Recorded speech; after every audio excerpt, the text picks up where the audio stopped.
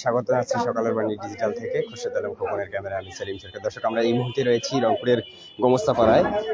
আপনারা দেখছেন যে কিছুক্ষণ আগেই কিন্তু, এখন থেকে ঠিক আধা ঘন্টা আগেই কিন্তু একটি অনুমান করা হচ্ছে শর্ট সার্কিট বা অন্য কোনো কারণে আগুন লেগেছে এই গোমস্তাপাড়ার একটি ফ্ল্যাটের উপরে, ঠিক বিল্ডিংয়ের 3 তলায়। আমরা দেখতে পাচ্ছি ছাদের 3 তলায় কিন্তু একটি রান্নাঘর রয়েছে।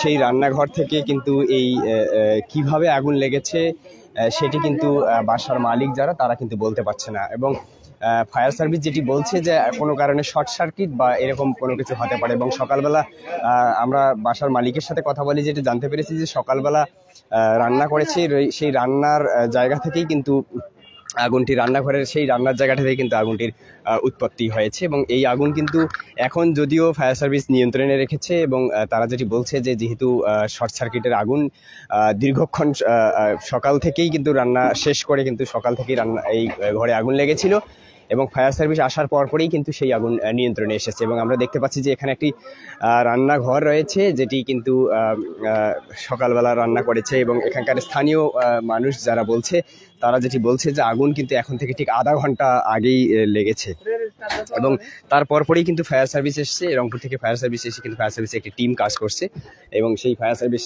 কিন্তু যেটি বলছে কিছুক্ষণ আগে যে আগুন কিন্তু এখন অনেকটা নিয়ন্ত্রণে রয়েছে। এবং এখানকার বাসার যারা মালিক রয়েছে, তারা কিন্তু বলছে যে এখানে হঠাৎ করে কিন্তু একটি আগুনের উৎপত্তি হয়, এবং এখানে কিন্তু শর্ট সার্কিট বলে। এবং একটি ফায়ার সার্ভিস কর্মকর্তারা এখানকার যিনি যেটা বলছে যে একটি রাইস কুকার ছিল, সেই রাইস কুকার থেকেই কিন্তু আগুনের উৎপত্তিটা হতে পারে বলে জানিয়েছে এখানকার ফায়ার সার্ভিস কর্মকর্তারা।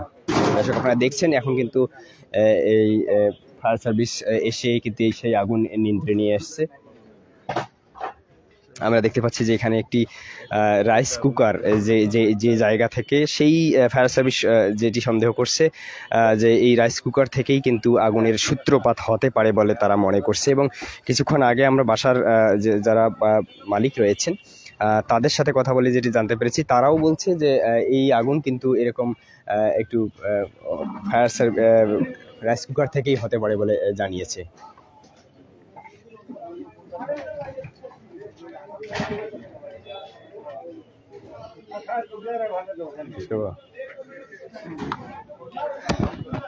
দর্শক, এই ছিল সর্বশেষ পরিস্থিতি। এবং গোমস্তাপাড়ায় যেটি জানেন যে ফায়ার সার্ভিস এসেই কিন্তু আগুন নিয়ন্ত্রণে নিয়ে এসছে, এবং তারা যেটি বলছে এখন কোনো ধরনের সমস্যা নেই, যেহেতু আগুন আধা ঘন্টা আগে লেগেছে, আধা ঘন্টা ঠিক 2-3 মিনিটের মধ্যেই কিন্তু ফায়ার সার্ভিস এখানে এসছে বলে জানিয়েছে।